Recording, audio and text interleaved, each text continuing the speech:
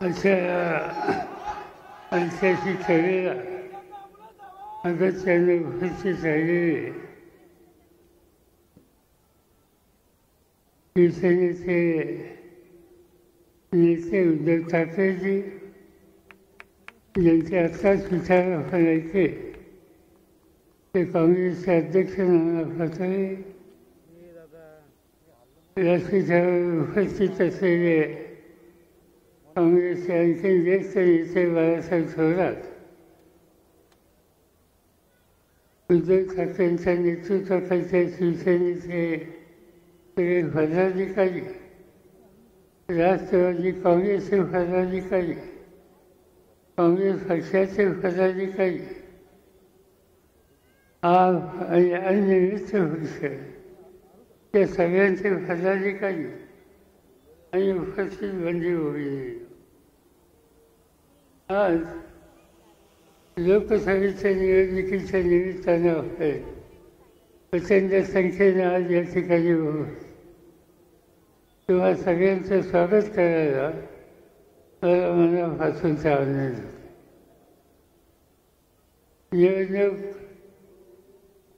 देशाचं सूत्र, देशाचा कारभार कुणाच्या हातामध्ये द्यायचा आणि गेली 5-10 वर्ष ज्यांच्या हातामध्ये सत्ता तुम्ही दिली त्यांच्या कामाचा आढावा घ्यायचा, त्या दृष्टीनं ही निवडणूक आणि ही सभा अत्यंत महत्त्वाची आहे. काल देशाचे प्रधानमंत्री महाराष्ट्रात होते, आजही जे महाराष्ट्रामध्ये होते. चांगली गोष्ट आहे की महाराष्ट्रात त्यांना पुन्हा पुन्हा यावं लागतं. स्थिती कशामुळे झाली आपण बघितलं. केवळ निवडणुकीचा जो कार्यक्रम, निवडणुकीच्या यंत्रणेनं जो आखला आहे तो मोठा गमतीचा आहे.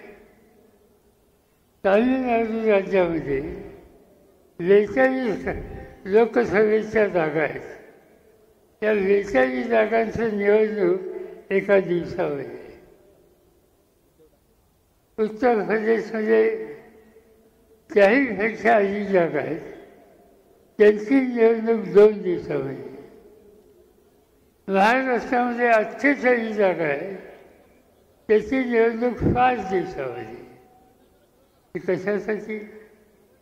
जर कर्नाटकाची किंवा तामिळनाडूची निवडणूक एका दिवसात होऊ शकते, तर महाराष्ट्राची का होऊ शकत नाही? ती होऊ शकत नाही त्याचं महत्त्वाचं कारण मोदींच्याकडे त्यांच्या यंत्रणेचा अहवाल असावा की त्यांना यश मिळायची शक्यता नाही. पण पर्याय काय? पर्याय त्यांनी हा शोधला की महाराष्ट्राची निवडणूक 4-5 टप्प्यामध्ये घ्यायची, पुन्हा पुन्हा त्या ठिकाणी जायचं, खऱ्या खोट्या गोष्टी लोकांच्या समोर मांडायच्या आणि लोकांची फसवणूक करून मताचा रुचा मिळवायचा, हे सूत्र त्याच्या मागे असलं तर आश्चर्य वाटायचं कारण नाही. मोदी आले, याच्याही आधी आले, 14 साली पहिल्यांदा आले. 2014ला त्यांनी सांगितलं काय? ते सांगत होते सगळ्या सभेमधून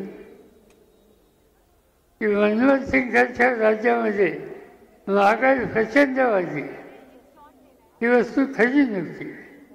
त्यांनी असं सांगितलं मोदींनी. साधी गोष्ट आहे, पेट्रोलचा दर, इंधनाचा दर. पेट्रोलचा दर 2014ला 71 रुपये लिटर होता. मोदींनी सांगितलं 2014ला माझ्या हातात सत्ता आल्यानंतर 50 दिवसामध्ये मी पेट्रोलचे दर खाली आणतो. 50 दर होऊन गेले. आज नुसते 50 नाही, 3650 दिवस झाले मोदींनी हे आश्वासन आणि 3,650 नंतर त्या पेट्रोलची किंमत काय झाली? 106 रुपये लिटर. म्हणजे आश्वासन दिलं होतं 50% खाली आणतो, आज 106.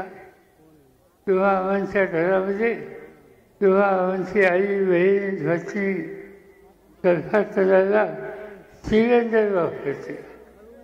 मोदी साहेबांनी सांगितलं की घरगुती गॅस आम्ही 410 जो होता तो आणखीन खाली आणणार. लोकांना वाटतं खरं 410चा सिलेंडर गॅस आज झाला 1160 रुपयाचा. आणि मोदींनी सांगितलं काय होतं? त्यांनी हे सांगितलं होतं की बाबांनो, मत द्यायला जात असेल तर सिलेंडरला नमस्कार करा आणि त्याचा नमस्कार करून मत द्यायला जा. तुमची खात्री होते की आता परिवर्तन होणार आहे. याचा अर्थ एकच आहे, चुकीच्या गोष्टी सांगायच्या, खोटी आश्वासनं द्यायची.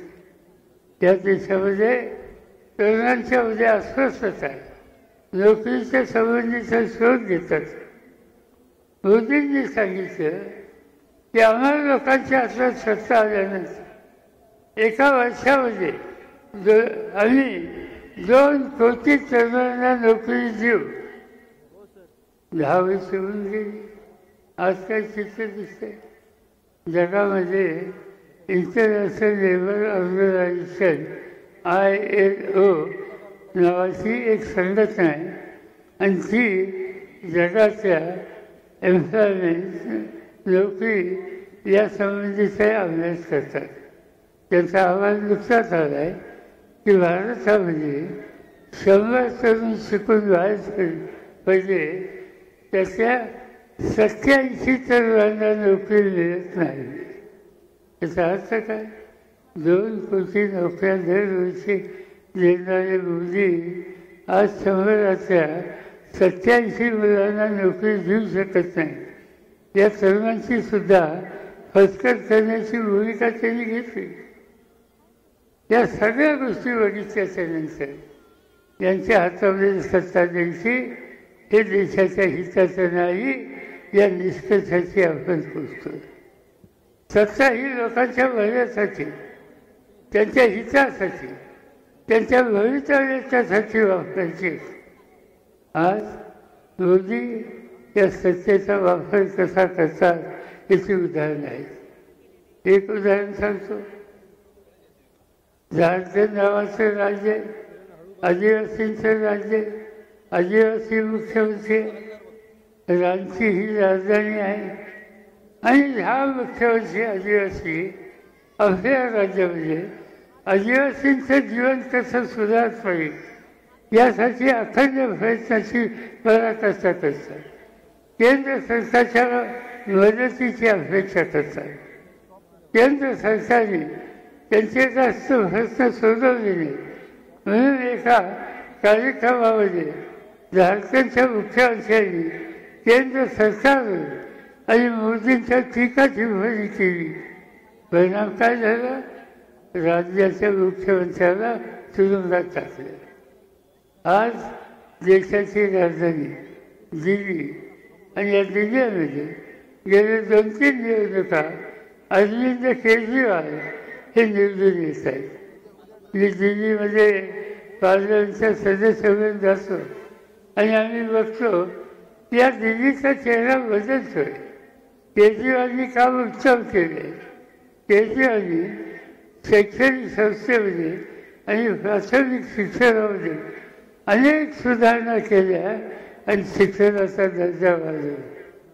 केजरीवालनी दिल्लीमध्ये आरोग्याच्या संबंधित अनेक सुविधा दिल्या आणि त्यामुळे लोकांचा आजारपण असो, आरोग्याचे प्रश्न कमी असो हे दिल्लीमध्ये कमी झाले. आणि म्हणून लोकांच्यासाठी काम करणारा केजरीवाल कुठेतरी केंद्र सरकारने एखाद्या कामात ठीक लक्ष दिलं नाही म्हणून त्यांच्या टीका-टिप्पणी केली. आज केजरीवालला दिल्लीच्या तुरुंगामध्ये टाकले. राज्याच्या मुख्यमंत्र्यांना एक नाही 2 मुख्यमंत्र्यांना तुरुंगात टाकायचं. पंजाबच्या मंत्र्यांना अटक करायची. ममता बनर्जीचे जे मंत्री आहेत त्यांच्या विरुद्ध खटले भरायचे. ज्याचा उल्लेख या ठिकाणी नानाभाऊंनी केला की अनिल देशमुख महाराष्ट्राचे गृहमंत्री उत्तम काम करत आहेत, त्यांना तुरुंगात टाकायचं. सामनाचे संपादक शिवसेनेचे नेते उत्तम लिखाण करतात, लोकांच्यामध्ये जागृती करतात, त्यांना तुरुंगामध्ये टाकायचं. ही सत्ता लोकांना तुरुंगात टाकण्यासाठी दिली. म्हणजे स्वातंत्र्याच्या पूर्वी अनेकांनी इंग्रजांच्या तुरुंगामध्ये दिवस घालवले. त्यांच्या कष्टानं आणि देशाला स्वातंत्र्य मिळाले. स्वातंत्र्य मिळाल्याच्या नंतर हा देश योग्य दिशेला जाईल याची ते खबरदारी घेतात. या सगळ्या लोकांच्यामध्ये आजचे राज्यकर्ते कशा पद्धतीने बोलतात. राहुल गांधी काँग्रेस पक्षाचे नेते हा तरुण देशाचं चित्र समजून येण्यासाठी कन्याकुमारीपासून काश्मीरपर्यंत पायी जातो, देशाची पदयात्रा करतो, रस्त्याने लोकांना भेटतो, शेतकऱ्यांना भेटतो, तरुणांना भेटतो, आया बहिणींना भेटतो आणि या देशाचं दुखणं काय ते समजून घेऊन उद्या मार्ग काढण्याच्या दृष्टीने विचार विनिमय करतो. त्या राहुल गांधीला काय म्हणून बघितलं जातं, त्यांच्यावर टीका केली जाते. कशासाठी टीका करायची? पदयात्रा करणे काही गुन्हा नाही. आणि अशा तरुणाला एक प्रकारे टीका करायची. ज्या कुटुंबाच्या व्यक्तीने देशाची पदयात्रा केली, त्यांचे वडील राजीव गांधी यांची देशासाठी हत्या झाली, देशासाठी त्यांनी प्राण दिले. त्यांच्या मातोश्री इंदिराजी त्यांनी देशाच्यासाठी हौतात्म्य पत्करले. आणि त्यांचे वडील जवाहरलाल नेहरू स्वातंत्र्याच्या आधीच्या काळामध्ये 13 वर्षे तुरुंगात घालवले इंग्रजांच्या. आणि स्वातंत्र्य मिळाल्याच्या नंतर या देशामध्ये संसदीय लोकशाही आणि आधुनिक विचार याची भ्रष्टाचार ज्यांनी केली त्या कुटुंबाचा राहुल आज त्याला वेदावाकडे बोलून त्याची एक प्रकारची नावस्ती करण्याच्या संबंधीची बोल आज देशाच्या प्रधानमंत्री करतात. आणि म्हणून प्रधानमंत्री या पदाला एक महत्त्व आहे. त्या महत्त्वाच्या पदाचं महत्त्व शिकवणं तुमचं माझं सगळ्यांचं कर्तव्य आहे. आणि ती गोष्ट आम्ही करतो. आणि त्या संबंधीच्या व्यक्तिगत टीका त्यांच्या कधी करत नाही. पण त्या पदाचा गरिमा आज त्यांनी ठेवलेला नाही. जाईल त्या राज्यामध्ये तिथल्या राज्याच्या नेत्यांची टीका टिप्पणी करून वेदन करायची हा कार्यक्रम त्यांनी हातामध्ये घेतलेला आहे. आणि हे सगळं बदलायचं असेल तर आपल्याला या देशामध्ये बदल करण्याची गरज आहे. आणि ती बदल करण्याची संधी आज निवडणुकीच्या मताच्या रूपानं आपल्या सगळ्यांना आली. आज आपण या ठिकाणी जमलो. आज तुमच्या मतदारसंघामध्ये सुप्रिया सुळे यांची उमेदवारी दिली. तिसऱ्यांदा निवडणुकीमध्ये येत आहे.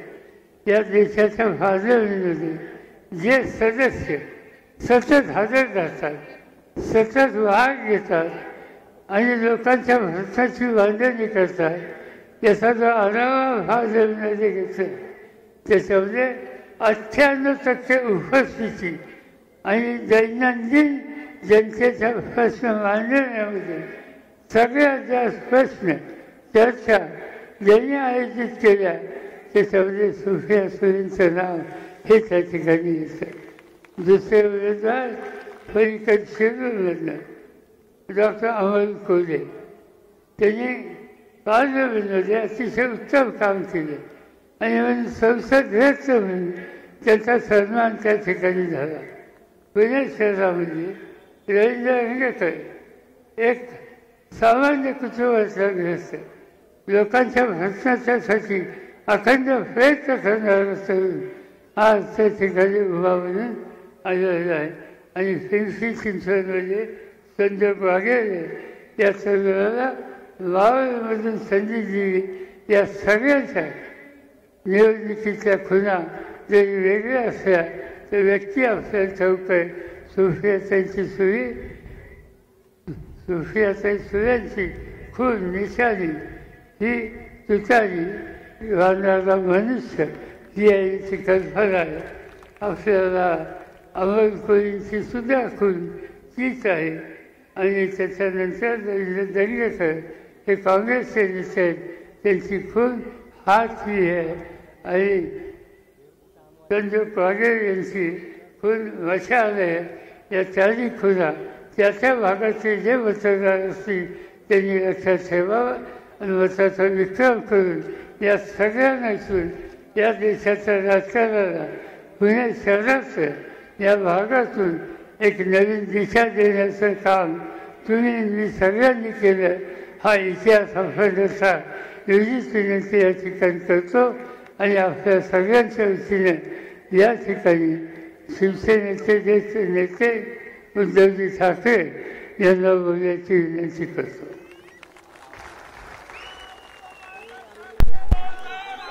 यानंतर शिवसेनेचे पक्षप्रमुख तथा राज्याचे माजी मुख्यमंत्री मान्य उद्धवजी ठाकरे साहेब या आपल्याला संबोधित करतात.